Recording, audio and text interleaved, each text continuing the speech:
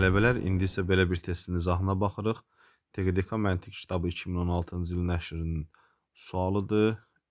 İmtahana düşmüş sualdır.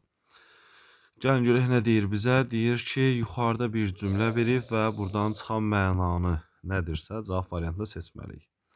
Bu antik teatrın tamaşaçı tutumu 40 min nəfər idi cümləsindən çıxan mütləq nəticə hansıdır?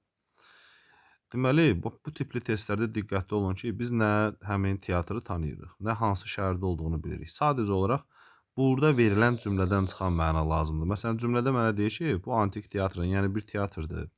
Tamaşaçı tutumu 40 min nəfər idi deyirsə, deməli artıq burada bilin ki, 40 min nəfərlik yer var. A bəndində yazır ki, ətraf şəhərlərdən də teatr izləməyə gələnlər olurdu.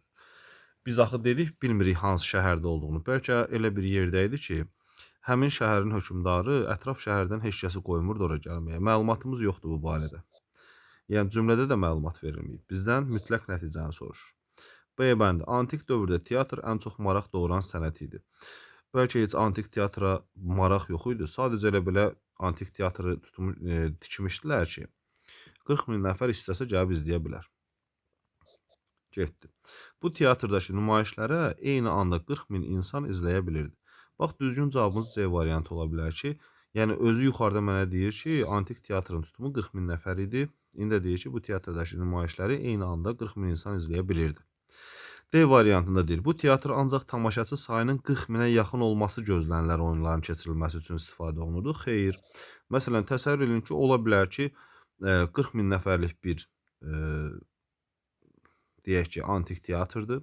Amma orada 30 min nəfər varsa, indi teatr təxirə sallar, hamı deyir ki, çıxsın, getsin və elə olmur axı.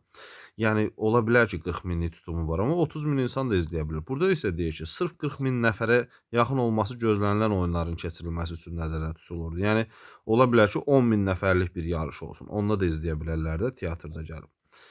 Bu teatrın olduğu şəhərin əhalisi 40 min nəfər idi. Bilmirik hansı şəhərdən söhbət gedir. Bəlkə 40 min nəfər deyildi, 100 min nəfər idi, bəlkə 10 min nəfər idi. Şəhər barəsində bizə məlumat vermir.